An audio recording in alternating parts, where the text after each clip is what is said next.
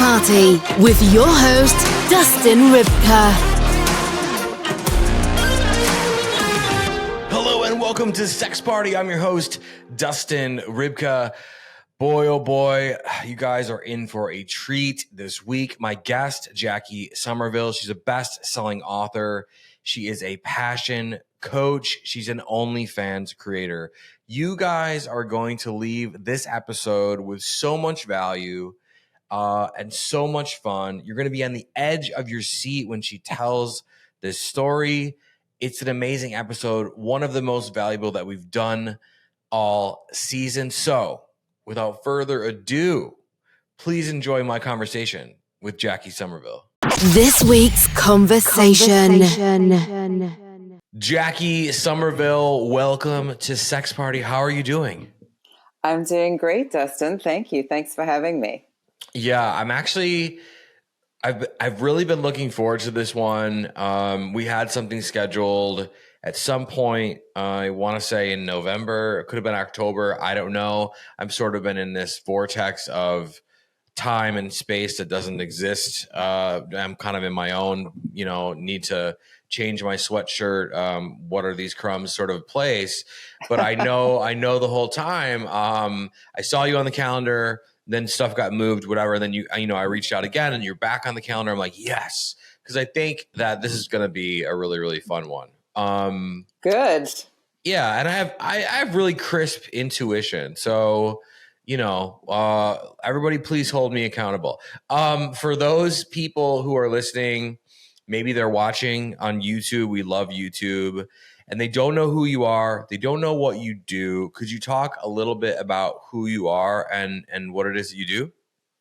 Sure. I'm a best-selling author, and I've done a lot of coaching before, and just created content as a result of that, and ended up having a really crazy viral reel, many millions of views on TikTok, which led to hundreds of thousands of followers and many millions more views on other videos, and then I got banned from TikTok. But when it really took off, I was doing some videos with my best friend. He lives down in Mexico City, and we were just making some fun content together. And he said, you got to monetize this.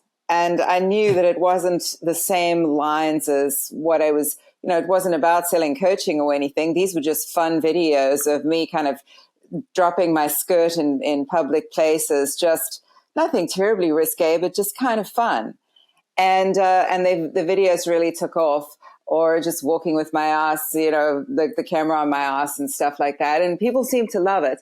So, and so many guys said to me, do you have OnlyFans? And at the time, I didn't even know what it was. I'm like, okay, yeah, I had a suspicion. But and my friend was sort of egging me on, and he's like, you got to do it. I mean, there's millions of people looking at your stuff, right? And so I started with OnlyFans, and it was just sort of lingerie and telling stories. I am a storyteller. I love to write. I've done a one-woman show before, which was about love and sex, and a particular love story in my life that was life-changing sexually for me. And so, it wasn't too far-fetched to go on there and in lingerie tell stories, but then it evolved, and then now it's nudity and a lot more sort of explicit than it was. And, who knows where it leads, but I have fun with it. And I also had a YouTube post of mine that went a little crazy called Why I Prefer Younger Men. And there's this big thing that older women, younger men, it's becoming more and more of a known phenomenon. And it's really intriguing to see that the hundreds of thousands of views come from guys basically putting in the search that they're a younger guy looking for an older woman or whatever. And it's all from the search engine, and that's what they're looking for. So it's really fascinating. So I'm doing more stories along those lines. And now I have, 140,000 followers on Instagram, because I just started really focusing on Instagram after they banned my TikTok. And, trying, obviously I stay within the terms and conditions and whatever, I follow it all. But, you just never know. So, so I utilize Instagram mostly. I've got a lot of followers on my Facebook fan page as well. And so that's what happened. Just kind of took off. Well, that's fucking amazing. There's so many different things I want to ask you. I'm trying not to ask 7 questions at once, but we'll get to all 7, you know. So you said you had a relationship that changed you, that evolved you sexually. Can you talk about that first? Because I feel like that's, to me, I feel like we all have a relationship like that, or want to, right? At some point in our lives. And I think people don't put enough stock in that. They don't think back to those days or recall or pull from that enough. So I'd love to hear that story of the relationship that really changed you and evolved you sexually. Yeah, I mean, it was a sexual reawakening, really, because I was 46 and he was 29. And he was just this extremely confident guy who picked me up in a grocery store. And we dated for 6 months, and then we got married in Las Vegas in the Graceland Chapel. Elvis walked me down the aisle. And the whole thing was just really extraordinary. But sexually, it was his confidence and his complete openness and just always asking for what he wanted and just coming for it. And I mean, I'm talking about a guy who already knew that I loved him. For goodness sake, we were together. It wasn't as though he was doing something that I didn't approve of. But he was very dominant sexually. And I don't mean BDSM or anything like that. Not that there's anything wrong with that, but we didn't really do that other than very mild sort of fun stuff. But just very, very confident, very dominant. And in my work with women, and I've done lots and lots of coaching, spent many years coaching women and some men, but mostly women, and helping them with their love lives, with their sex lives, and so on. So many women are missing passion. Oh my God. And when they hear my story and how passionate it was, that I just wanted him. Like, it was just such a burning desire. And vice versa. From the very first day, I'll tell you what happened on the day that we met. But I do find that this sort of passion and lust is such a beautiful thing. And so many people are missing it, and they really feel like they're missing it. And in the mainstream, therapists and coaches and stuff, I see so many people saying, don't look for passion.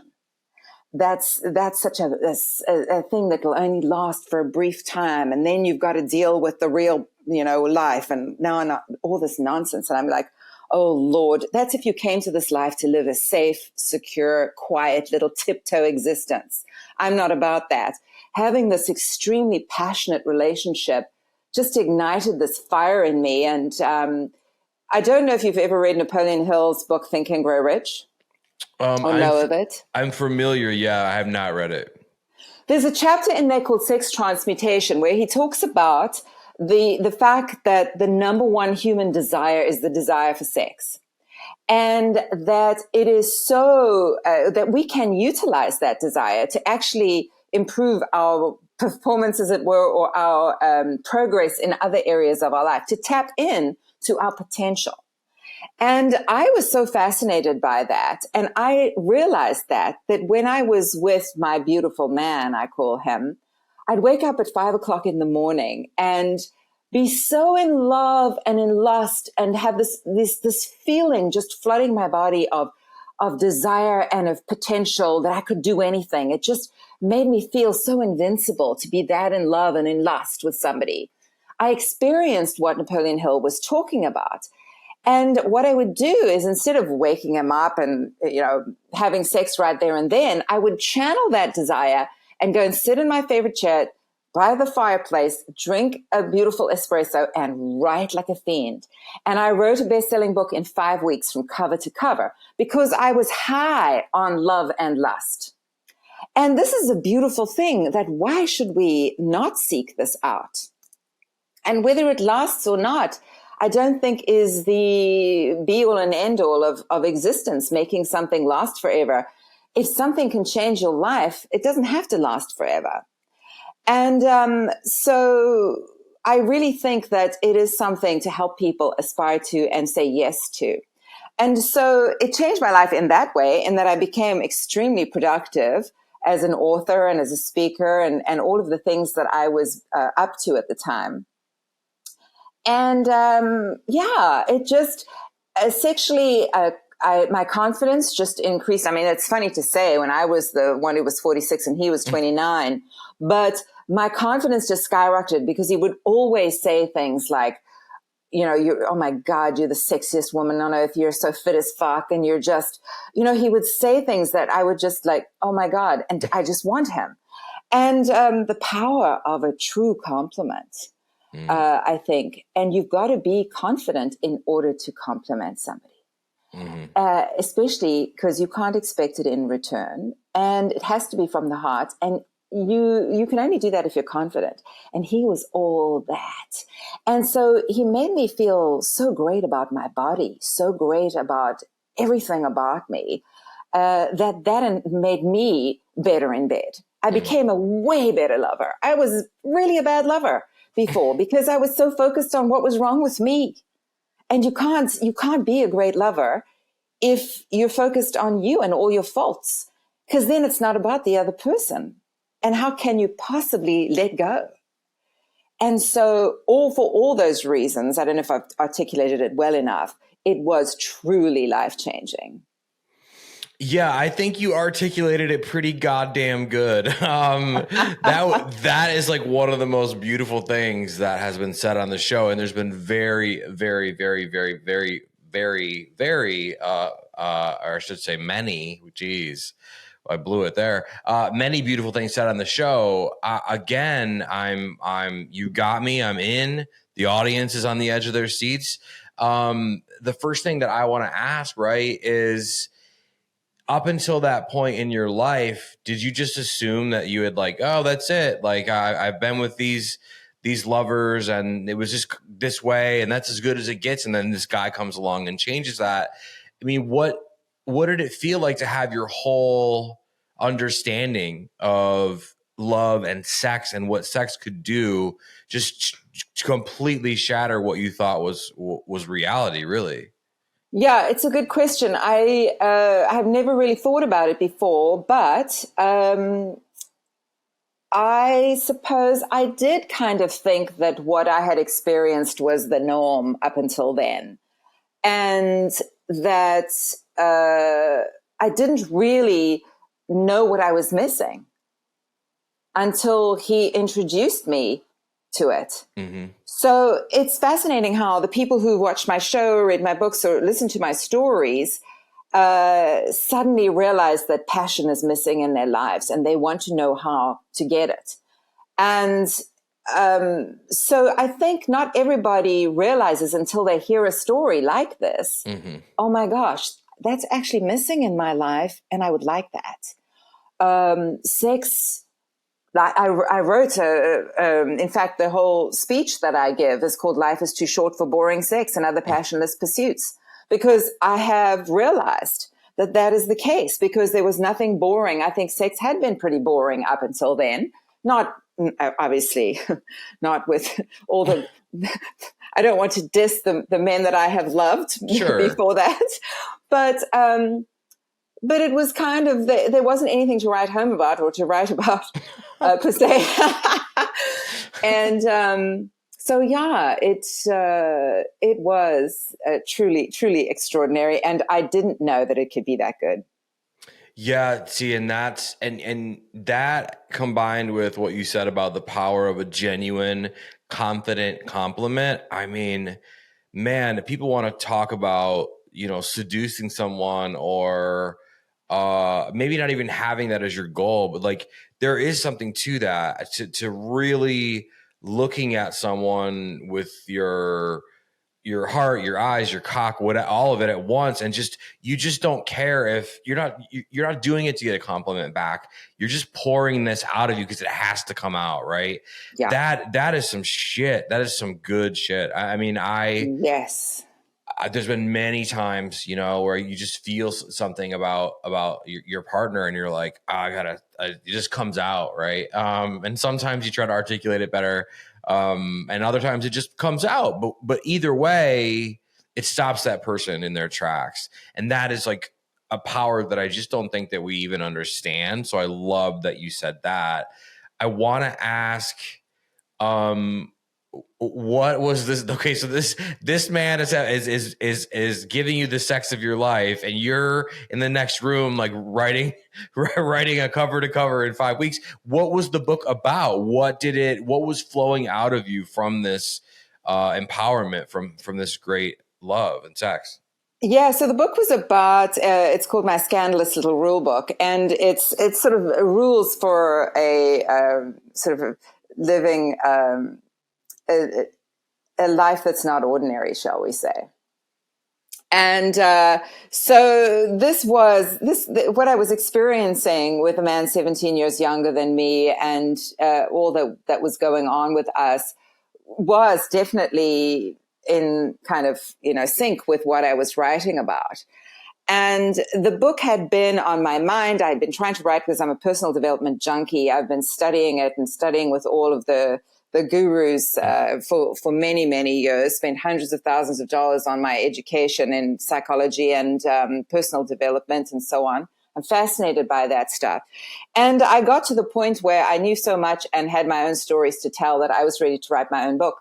But I was stuck until this fiery thing just happened. This passion ignited, this sort of progress and potential came out of me.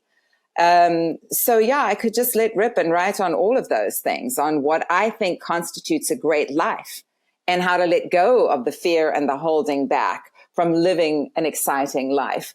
I think my entire life has been about, I've had this, when I was even, I think, in my teens, I said that my dream was ultimately to be like a 90-something-year-old woman sitting on a plane next to a younger person, and they ask me about my life, and I tell them, and their response is, wow. That has been a sort of a driving factor for me. It's never been about how can I be safe, how can I be super secure, how can I be with one person for 60 years. Those haven't been the driving factors, rightly or wrongly, of my life. And so that's what I wanted to write about, is how do you get to the end of your days exhausted, having tried everything you wanted to try and going, man, I lived all out. I did it. I lived all out. I didn't leave a stone unturned. And I already, if I was to pop off tomorrow, I feel that way. I've really, experimented wildly and had an amazing life. And I, obviously hope to for a long, long time. But that was the driving factor behind the book. And he was the ignition that I needed.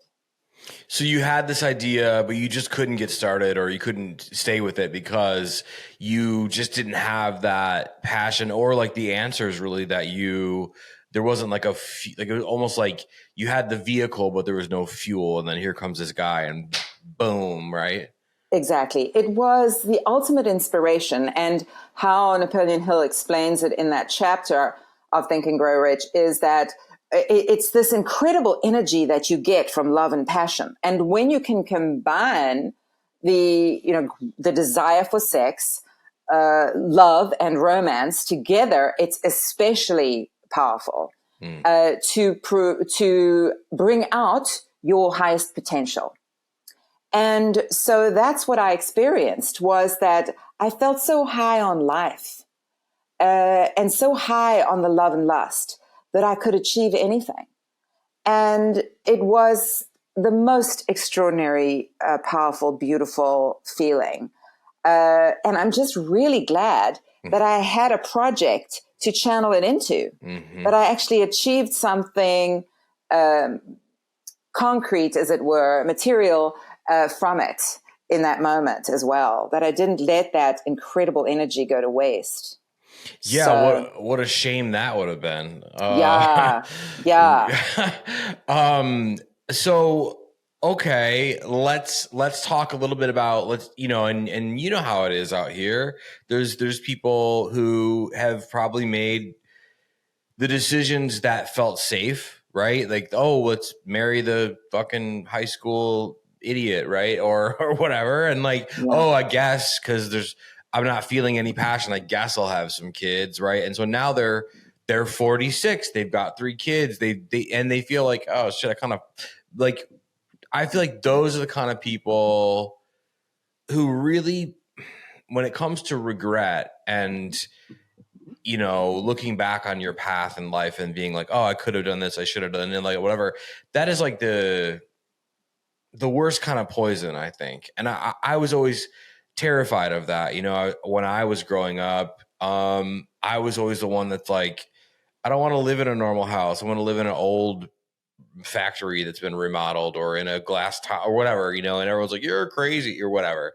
And so I dealt with that. And I was like, I don't want children because I want to have more adventure and so I've been dealing with that and have made decisions that have been based out of that. And I am so glad that I have, right? Because I see a lot of my peers, which I will not name their names, but there's quite a few of them that are divorced and that have a bunch of kids, which they love. But I'm sure if they could do it all over again, they might rearrange the timing in which they had these children, right? To say the least. And so how would you advise someone, someone who's 46 and feels like that it's over, but also like someone who's young and hasn't made bad decisions yet? Like, what did you tangibly learn about living a life that's yours on your own term with good sex and adventure and travel and good wine or whatever, Yeah, well, first of all, I think there aren't any mistakes unless you hurt somebody else or do something that could hurt somebody else or kill somebody else. I think that if your life is just different and you make things that people construe to be mistakes because you don't follow a set path, I don't think those are mistakes. And I love what you said about you wanting to live in some, fantastic home. Why the heck not? Why are all these little boxes look all the same? Like, what is the deal with us? We get so ingrained in the habitual things that society has sort of planned out for us. There is this phrase that I live by, that I teach others, which is be responsible, not sensible. Mm. And this is very important. A responsible life will keep you safe and will keep others safe and those who you need to take care of safe. But a sensible life is a boring life and one that will lead to regret. So I always give the example of, let's say, a responsible thing is to, if you've got kids, you've got to take care of them. You've got to look after them. And you've got to make them a priority, right? But maybe go on some dating apps and date younger guys than what you've been used to. Mm. I think that's a wonderful thing for a woman in her 40s and 50s, because a lot of the time, a woman going in her 40s is just starting to really get super horny if she wasn't before. And I have my theories about why that happens. Not scientific by any means, but I do think that is that beautiful 40-something horniness is a terrible thing to waste. So if you are, and if you're, and also if you're married or in a relationship and it's getting boring, do what you need to do to fix that. Don't be resigned to it. And obviously it takes two. If the other partner is not interested in doing anything about it, well, then you've got to think about what do you want for your future going forward. But when you do find somebody who you love and care deeply about, and you have had a lot of fun with in the past, I do think that stuff is worth fighting for, actually. And I love to help people save their marriages or relationships, even if there's been infidelity or things that they ordinarily might just throw in the towel from, because I really do believe that great love is worth saving and that you can rekindle things if you both decide to work on it and to focus on it and to do whatever you need to do that. So, be responsible, not sensible, and have some fun. If you're single, get on the apps, and for God's sake, don't buy into the crazy stories that everybody tells out there. Oh, there's no good men. There's no decent women. They're all gold diggers. The men are this, the women are that. There's no men in my city. Everybody online is a loser. It is so crazy, the stories. That becomes your self-fulfilling prophecy. Do not buy into any of it. I have met some extraordinary, in fact, my love, he doesn't like me to say this, that I met him online, but I did. And I have helped numerous women meet their person, their current person, through apps. So for every disaster, there is a good story. And why can't you be the good story? And so one has to open one's mind. I mean, my beautiful man, I said I met him in a grocery store. And you talk about the power of a compliment, because he said to me that day, as I was selecting some cheeses, he was kind of looking at me out the corner of his eye. And then he said, "You're very beautiful." And I didn't quite hear him, because I thought, what did he say? And was he talking to me? Because I looked up at him and he looked like 22 if he was a day. I mean, he looked so young. And I was like, I beg your pardon. He said it again. And I was like, oh, thanks. And it was so cute to hear him tell the story later, because he said, I had to get up all the courage to say it the first time. And then she asked me to say it again. Poor guy. No, that's amazing. Yeah. And, he said it in a very sweet way. And I know in this day and age, it's very difficult, especially for guys who are afraid of being accused of harassing somebody or coming on too strong, or, all the things that guys can be accused of in this environment.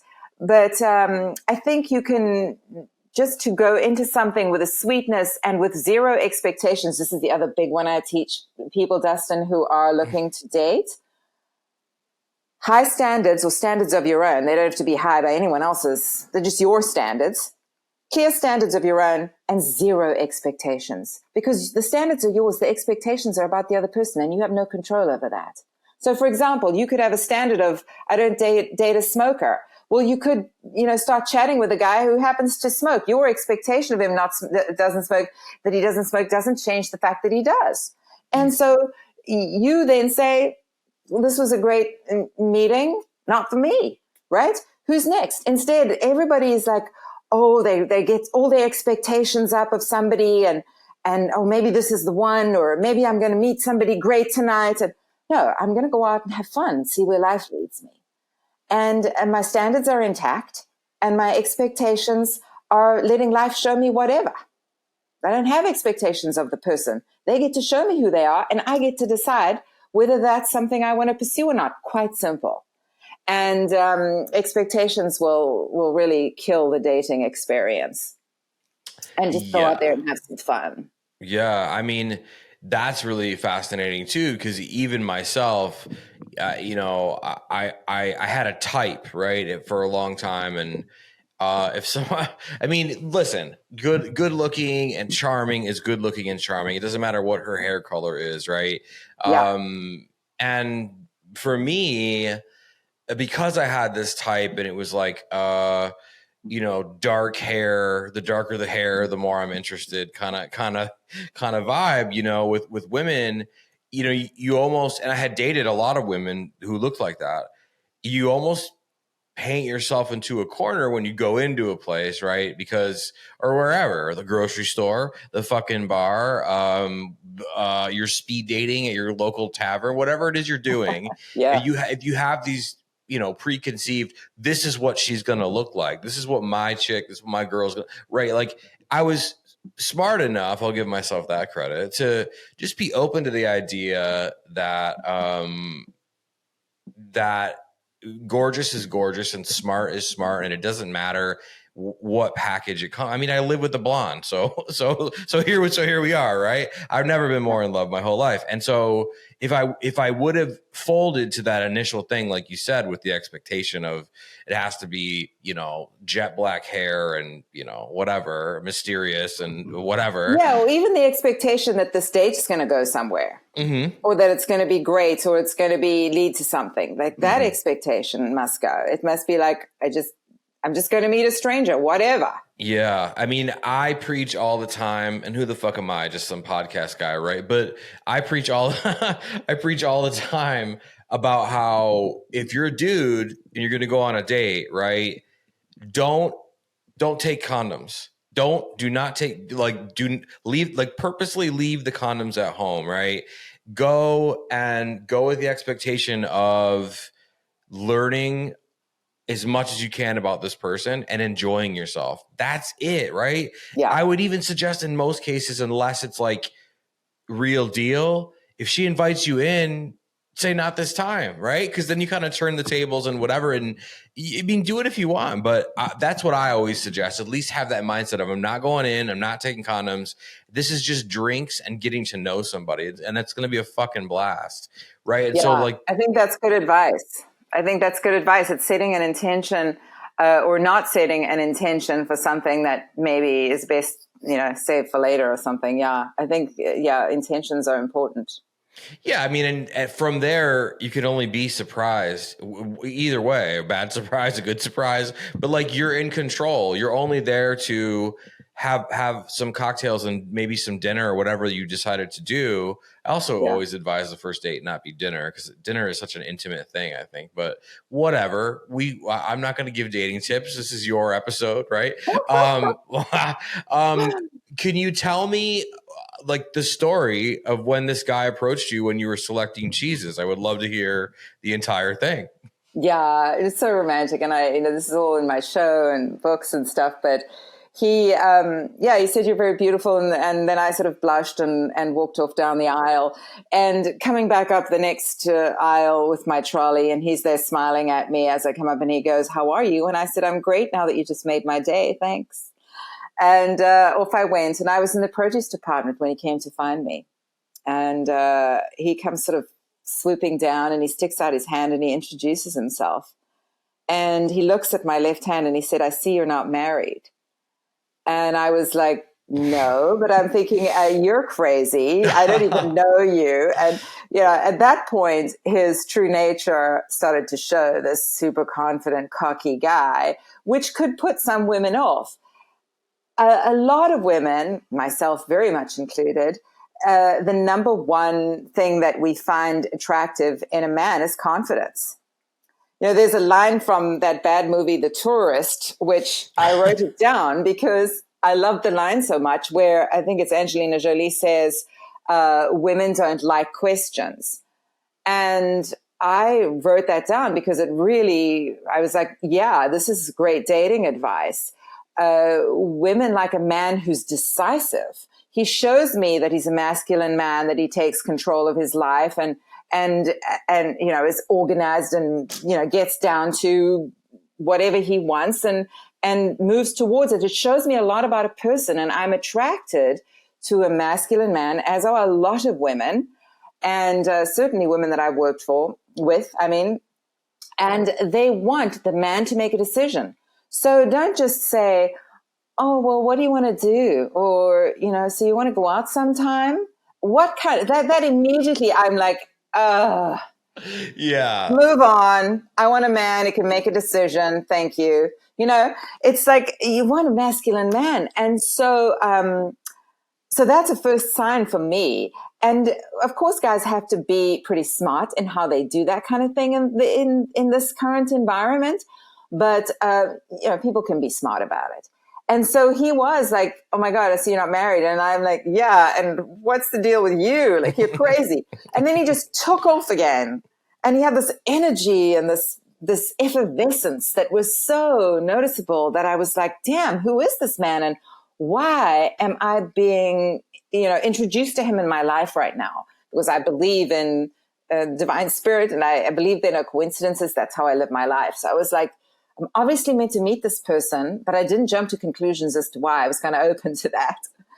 And I was checking out of the store when I waved goodbye to him, and I knew that he was going to find a way to stay connected with me. I just knew it. And I thought if he doesn't, I'll probably come back in and give him my business card. But I went out and I'm putting the groceries in my car, and he comes running out and he hands me a paper napkin with his name and number written on it in black ink. And he says, "Call me." And I said, "No, I don't call men." And I gave him my business card. I said, "But you can call me." And he texted me before I even got home. And he said, "Can I call you when I, finish work today?" And I said, "Sure." And he said, "Hey, do you want to get together and have some fun?" And I said, "Yes, I do." And again, I was sort of not 100% sure what kind of fun. I was sort of naively thinking, I don't know what I was thinking, what we're going to do. I didn't have any video games in the house, and there was this young guy coming over. That's so awesome. And I had my dog, my beloved dog, God rest his soul. Jack Russell, he couldn't be left alone. And so I always had babysitters for my dog. I know it's crazy, but whatever. And because this was such a spontaneous thing, I didn't have someone arranged to look after my dog. So I said to him, "You're going to have to come to my house." And he said, "I could do that." And the doorbell rang, and I had this pang of anxiety of what am I going to do with this young guy? Man, I just don't have video games. what am I going to do with him? And so I opened the door, and there he stood in all his glory. He was like 6'3" and just gorgeous, and this effervescence. And he just took me in those big arms, and he just held me in this hug so intense that it was as like I'd known him my entire life. And he just didn't let me go. He just held me without saying a word, just held me. And I just remember completely surrendering, going, whatever this is, I'm up for it. Like, it is friggin' unbelievable, this magnetism and this true chemical reaction. Like, that was chemistry at its finest.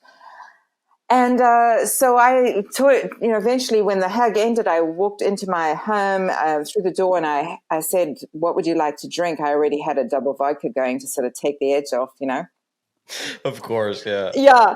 And he said, "Well, I don't really drink, but I'll have what you're having." And then he started to tell me about the fact that his grandfather was an alcoholic, and that's why he didn't like drinking. And from that one phrase kind of poured out the story of his life. And we sat there at my counter, and my jaw was kind of on the floor. I was sort of stunned.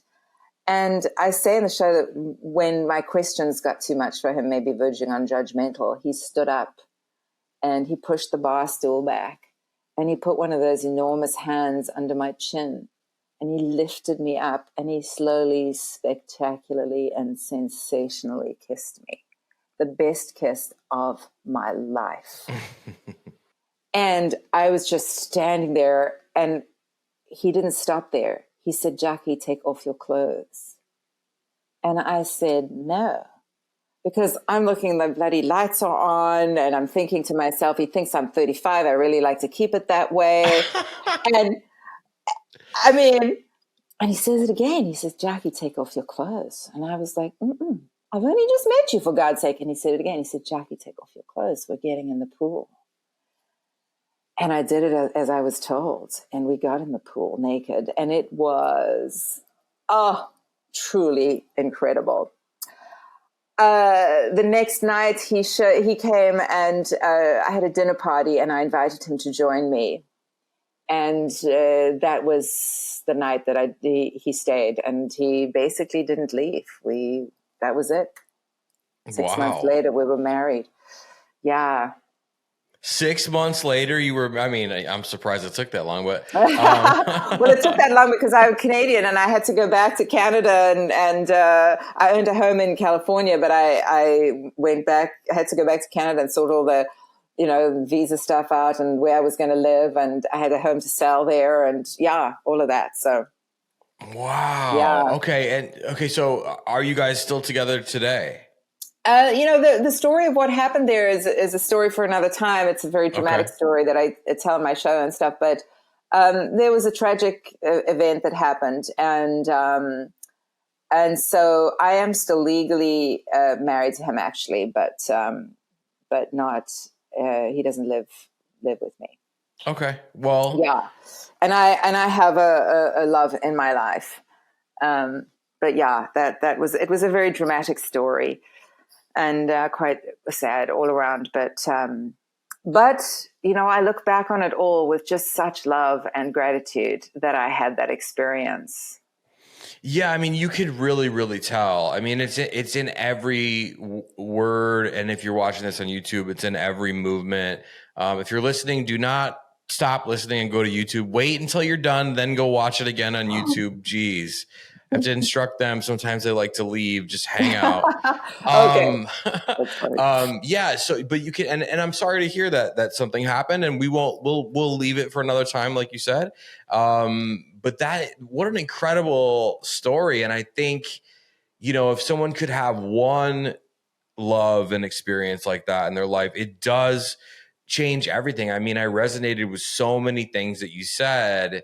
And I think, the female people in the audience are just like salivating and wondering how they can attract something like that. I mean, you said you do believe in, well, you're a personal development junkie, and you do believe in sort of like a manifestation, sort of I'm supposed to be here thing. Like, what do you attribute that meeting to? I mean, deep down in your core, do you think that you are exuding some sort of energy that pulled him in, some sort of attraction that attracted him? I mean, what do you attribute it to, the fact that you two guys met at all? Yeah, I mean, look, I am always I'm an open sort of book, as it were. I'm an approachable person, I think, is the word. And I think so many people have shut down and are not approachable when they're out in public. And you can be an approachable person who gives off good vibes and good energy without laying yourself bare and putting yourself in difficult situations or dangerous situations. Those are two different things. And I find that I've got really good instincts. The times when I haven't listened to them, at my peril, right? So I've learned to really listen to my instincts and to just tune in and trust. And you get a feeling about a person. You mentioned this when we first started. You get a feeling about a person, and you've got to trust that. And I think when we work on ourselves, we get to know ourselves. We start to trust ourselves.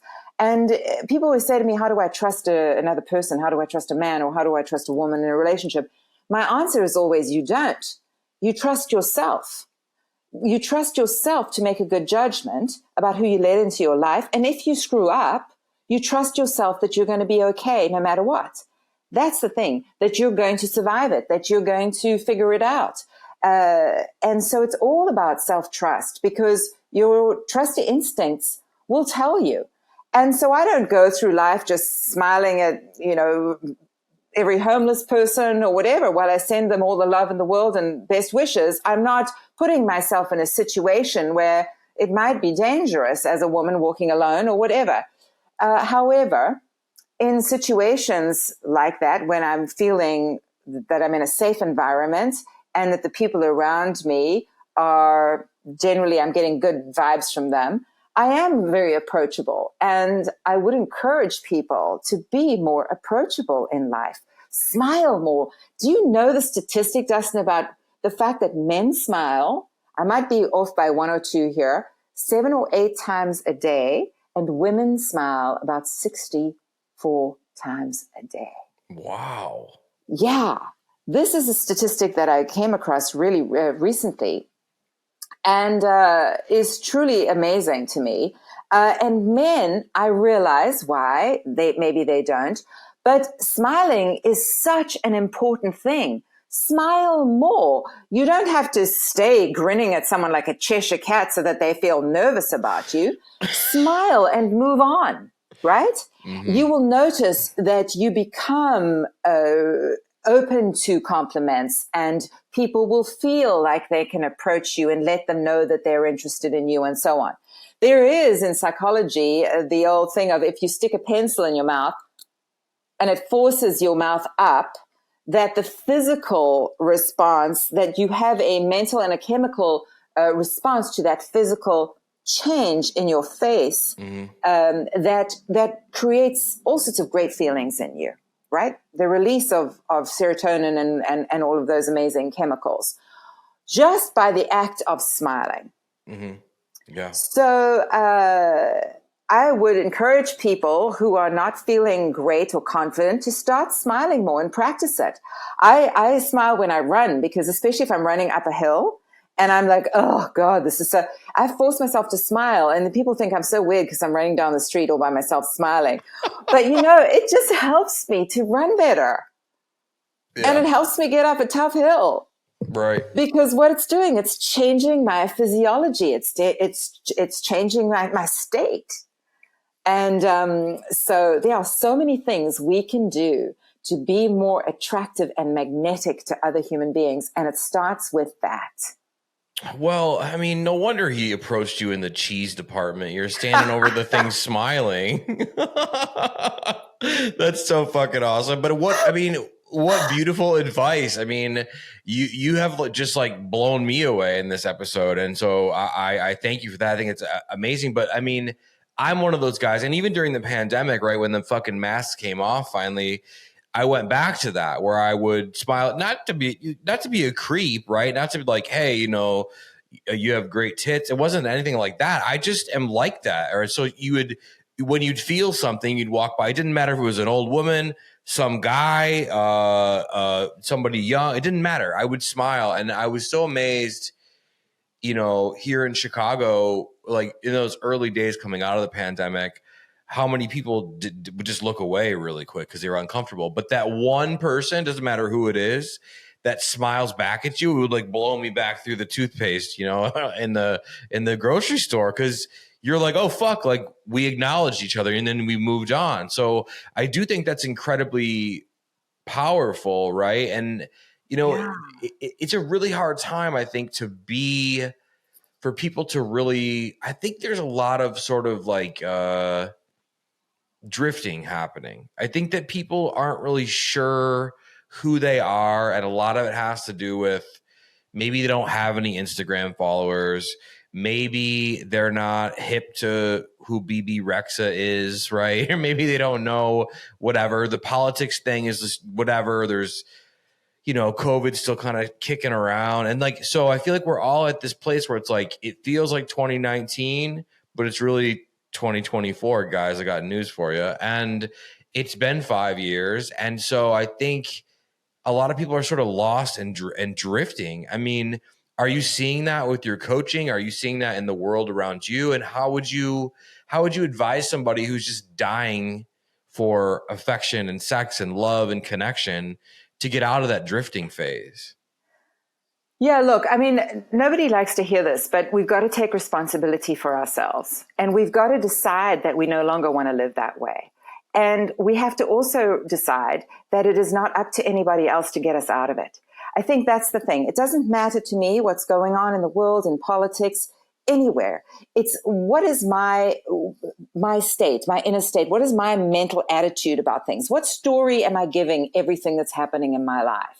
And I can wake up in the morning saying, I'm going to be the best I can be today. Or I can wake up in the morning and say, well, this life really sucks, and what are you going to do? What's better? And for me, waking up in the morning and going, okay, I'm going to have a great day today. And it doesn't matter what's happening around me. Governments can be doing whatever the hell they do. I don't watch the news. I don't expose myself to any of that stuff. I work on, how can I make sure that my life is good? Because I am responsible for it. And the very first thing that I will tell people is exercise and get outside. This is the biggest thing, is that people sit behind a screen all friggin' day. It's so depressing when you see other people's lives and crap that's not even true. And you start getting all caught up in what's going on in other people's lives and in your country or in the world and all of this. The best thing we can do for the world and for each other is to make the most of ourselves. It is truly the best thing we can do. So it all starts to, for me, you can change your life by exercising, by getting out in nature. Even if you live in the city, find a park, find a neighborhood to walk in where there's trees, look at the birds.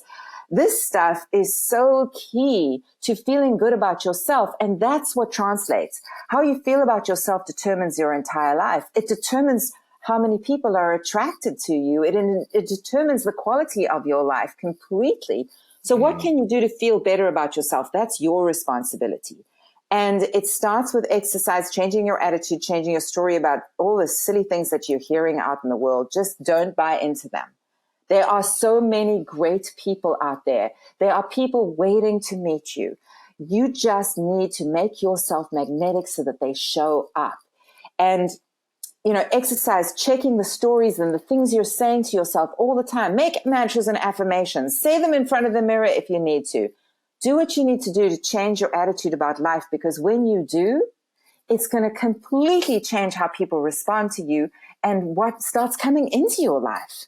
It's as simple as that. It's when we change ourselves. That's it. That's it.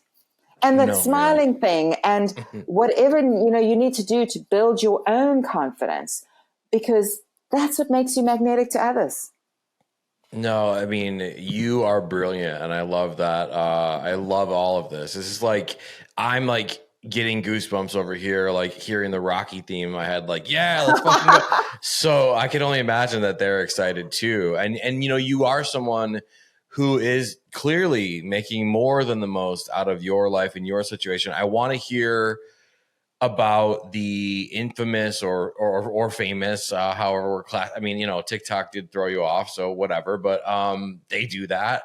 I want to hear about this reel that went viral. What made you want to do this? You said you were doing like TikToks and reels where you were like, lifting up your skirt in public or whatever. Like so with all this passion and energy that is coming through now in the past hour, where are we at when you were like, okay, let's have some fun with this, right? Like, what was the vibe? Like, what was the actual reel that like actually took off? Well, I mean, first of all, you might have gathered, I'm a bit of a performer and I'm a storyteller of my own stories. And I like to live my stories and then tell them and sort of inspire people and make people laugh as a result of that. And so I was just being myself. The first reel that took off, there were a couple that really went nuts, millions, many millions. And the first one that went to many millions, I think on TikTok, there were like 50 million views of this. Oh my God. I was speaking at a conference in DC, and my friend who I'd mentioned earlier was with me, and he came because we were going to make videos. We had an intention to make videos that weekend. And after I finished speaking, we were going to stay in DC for the weekend and make videos, because we just thought, why, I'm already got some YouTube traction with this one video. Why aren't I doing more? But I didn't exactly know. I thought we would just tell stories and maybe sort of like a podcast kind of thing. So I was finished speaking at the conference. The room has emptied, and it's just me and the organizer. And I thought, my friend Chris, and there were a couple of other women way in the corner. So I felt like it was safe to change out of my satin pants that I had spoken in into some track pants to go across the street, because I wanted to get my high heels off and not ruin them, and to go across to where I was staying, where the hotel I was staying in. So I thought, well, I'm not going to go to the bathroom because it's been used all day by the conference attendees. And the floor's dirty. I don't want to put my, $1,000 pants on the dirty floor or whatever. Doesn't matter. Didn't want to ruin my plan. And so I did a quick change in the back of the conference room, and I didn't know that Chris was filming me just for fun. And so I was busy quickly taking off my pants and putting my track pants. He's filming me, and completely by chance, a man who works for the hotel, who's coming to take down the audiovisual stuff or whatever, walks past as I am taking the pants down, and I've got a thong on, and you just see this man sort of looking away, and it's all caught on tape, as it were. And that night, Chris is like, let's open a TikTok account and you need to put this on TikTok, because TikTok was kind of blowing up at the time, right? And I was like, oh my God, oh, whatever. And he said, let's just do it. Can't hurt. Because he thought it was so funny. And so we sat there, we opened it. And that same night, my business partner had a health scare, like an aneurysm kind of thing, something that could kill her, basically. She was hanging on a death's door. That all happened. So he had put the thing on TikTok. My mind was totally elsewhere. I was worried about her and her life and was she going to survive? I mean, it was really a life and death situation. So I wasn't thinking about this damn reel on TikTok at all. And he said that he looked and he's like, oh God, nobody's watched it. We wake up in the morning. I'm downstairs in the hotel lobby at 5:00 meditating, praying about her life and hoping that she's making it and meditating on her health and all of that. And he's busy trying to reach me. When I come out of the meditation, he's like, where the hell are you? Oh my God, there's 250,000 views. And then that day it reached 1 million. And then it just went millions upon millions upon millions. So then the next one that went really nuts was the two of us playing around in a hotel lobby, sort of around the side of the lobby.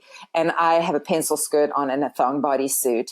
And we were just sort of having fun. And I dropped the skirt. And then he goes, quick, somebody's coming, because the elevator door opens. And so I'm like, oh my God. So I pull the skirt back on and run off in my heels. And he's captured the whole thing on video. And so that one is like 14 or 15 million views on Instagram. Wow. To this day, yeah. So anyway, so that started the whole thing of these fun little reels, which then led me to OnlyFans, and based on people asking. And it became very lucrative. I got to the top 0.3% of all of OnlyFans. I mean, I'm 58 years old. It's kind of unusual and not normal and strange. But hey, it's part of the course of my life. And it's been kind of fun. Who knows where I'll go with it? I'm busy writing a book right now, and I'm focused on that. And I'm going to go back to telling stories in a very provocative way. And my erotic versions of the stories will be on OnlyFans. More than just sort of prancing around naked or in lingerie. I mean, that's not fulfilling to me ultimately, right? There's so much more that I'm all about, and So I'm going to go more back to story, but erotic, naughty stories. Yeah, everyone's gonna get what they came for. It's just gonna be in your way, right? So yeah, exactly. How long have you been on OnlyFans? I started in October of 2021. Okay. So you're coming up on, you just had your 2-year anniversary. And I went, I shot up to the top 2% that very same week, I think, because of what was happening on TikTok. And then when the video went totally viral on Instagram, that's when I shot up to the top 0.3% in the world. Okay, and what has your experience been like on OnlyFans? Has it been a positive experience? Has it been weird? Has it been both? It's been a positive experience for sure. Most people are polite, nice. If they're not, I just disengage, but I rarely have any issues.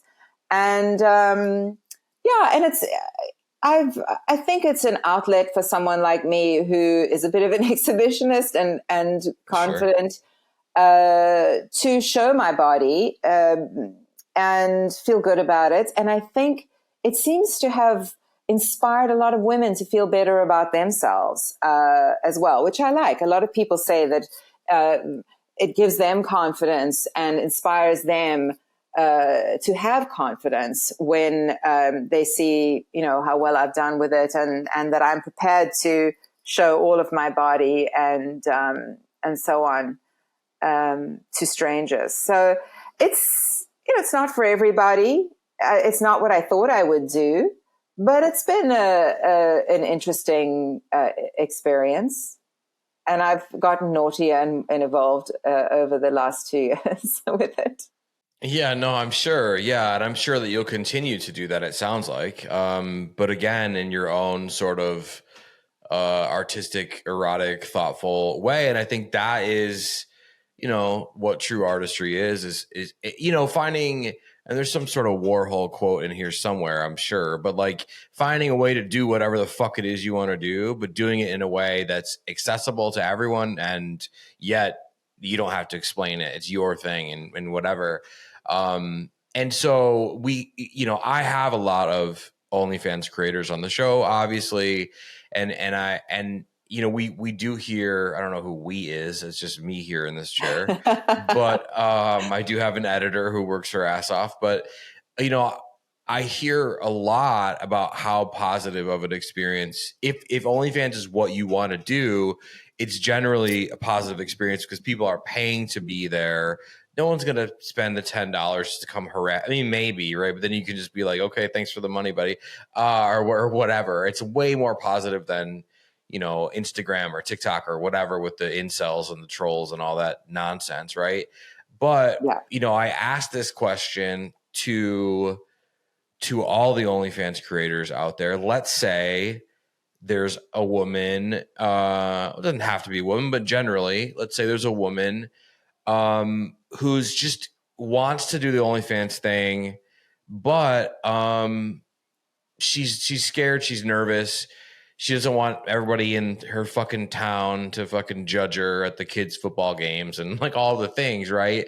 How would you advise someone like that to just push through the judgment, start the OnlyFans, and just kill it and make a basket of cash every week?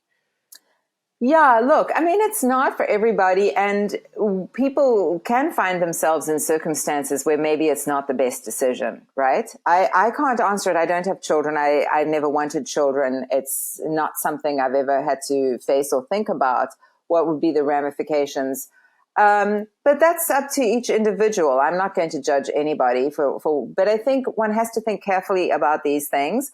Also, if you're the kind of person who's going to want to rely on a corporate job down the road, you need to think about it. Is it going to be thrown in your face and whatever? But if you're an entrepreneur and you're going to be responsible for bringing in your own money and not, reporting to the man, as it were, then you can do anything, right? And I think that's the beauty of the incredible opportunities that we have in the age that we live in, that we don't have to have somebody saying yes or no to us. We approve of you. We tick, we'll accept you. We'll publish your book. We'll, take your show. We'll do this. No, you can just go and do it yourself, which I friggin' love. I mean, the opportunities that we have. Everybody says, oh, life is so difficult these days. No, why don't we tell ourselves a different story? That we have opportunity around every corner if we decide to take responsibility and do whatever it is that we truly desire to do and put ourselves out there. And yeah, you've got to sort of gird yourself against the criticism and not let it bother you. Water off a duck's back. I erase comments and block people. I have no issue doing that. I have no room in my life for negativity and trolls and anything like that. Just gone. Boom, done. And it no longer affects me that it happened, that it even was there in the first place. So, it's hard for me to advise somebody who's a mom and a wife and so on. I've not face that myself. Maybe they're not a wife, they're not a mom, they're just nervous about doing it because they don't want to get judged every time they go to the bar, or like I talk to a lot of women around the show. A lot of people message me and they're like, I really want to start an OnlyFans, but I'm worried about promoting it. I don't want to show my face and all these things. And I think those are valid, but I want them to hear from you, someone who's doing it successfully her own way and making money doing it, because I think your empowering words are going to guide them into what they need to hear to maybe start it. Really, that's what I was going for with that. Yeah. Okay, got it. I think the number one thing is you're going to get judged anyway. You get judged whether you have OnlyFans or whether you're a nun or you get judged anyway. So maybe you're a nun on OnlyFans. There's an idea. So that's the first thing. Newsflash. You are always going to get judged. You can sit home on the couch and we will judge you. So get over that, I would say, and don't make the decision based on that. And I always think the number one thing I think about when I'm considering something is, will I get to the end of my days regretting that I didn't do this? Will I go, damn, why, when I had the chance and the body for it or whatever, did I cower in the corner and let other people tell me what I should or shouldn't do? So those are things that I think are really important. The business partner that I mentioned earlier, she did survive. And one of the amazing things that I learned from her is she's got such a thick skin when it comes to criticism and so on. And I really learned by watching her how to be more like that. And that the fear of what other people thought of me was holding me back from the life that I wanted to live. And so that's something that's really an important lesson to learn. You don't want to let other people dictate what success you have in your life. And by worrying about what they're thinking and saying, that's what you're doing. You're giving all your power to them. Why the heck would you do that? So it is, we need to make this decision for ourselves. I find it empowering to make the decision for yourself and then to fly in the face of convention. I find that very empowering. There's this great quote that goes along the lines of that conformity is really the big sort of opposite of success in our society is conformity. It's not failure. And so don't conform, live your own life. And maybe that involves OnlyFans, maybe it doesn't. But not giving a damn about what anybody thinks is a very freeing, revolutionary concept. Jacquie Somerville, holy shit. Wow, what a fucking episode. I seriously want to be you when I grow up. So like sign me up for everything, like whatever. But I want to really drill into the audience where they can find you. So where can they find your book? Where can they find your show? Where can they find everything you're doing in YouTube, on social, on OnlyFans? Yeah, so I think the best place to go is Instagram, which is Jacquie Somerville. It's at Jacquie Somerville, exactly as you've got it spelled here on the show. And there in the link will be my Linktree link will be OnlyFans. It'll be my YouTube. It'll be, everything else is there. My website, it's all there. So I think that's the easiest place to go. And then they'll also know when the new book is coming out and so on. And they could sign up on the website if they wanted to. It's all just Jacquie Somerville. That's JacquieSomerville.com. And YouTube is JacquieSomervilleOfficial.com. But as I say, the easiest thing is to go to Instagram. And Jacquie Somerville, it's OnlyFans /Jacquie Somerville is my OnlyFans. So it's my own name again. Well, amazing. It's been an absolute fucking pleasure. So thank you so much for being on the show. I have an idea I will ask you as soon as we get off here, but thank you so much for being on Sex Party with me. You're so welcome, Dustin. That was so much fun. Thank you very much for having me. See you soon. Bye. Huge thank you to my guest, Jacquie Somerville. I mean, right? My God. Please make sure you guys go check out everything she is doing. If you got something out of this episode, drop her a comment. She's amazing. She's brilliant. And if you want to see more guests like Jacquie, if you want to see Jacquie again, because she will be back, if you want to just show some love, some appreciation, some desire for more Sex Party, how could you do that? Well, if you're listening on platforms like Apple and Spotify, Google, Stitcher, iHeart, you could leave a rating. You could leave a review. Those are fine. But the most important thing you can do is subscribe to the show. That way you never miss an episode. Every single Wednesday, new episodes without fail. If you're watching on YouTube, I have a question. Do you like spaghetti with meatballs? Are meatballs a deal breaker? If the spaghetti doesn't have meatballs, are you still eating the spaghetti? If you're watching on YouTube, I love you. I see you. I appreciate you. If you're watching on YouTube, you could leave a comment. You could like the video. But the most important thing you can do, is subscribe to the channel. New episodes every Wednesday. You guys can always find me in the DMs on Instagram, and I will see you all back here next week. Thanks for listening. The party continues next week. Click subscribe and let's make this a regular thing. Follow the show on Instagram and Twitter @SexPartyFM. Follow Dustin @DustinRybka.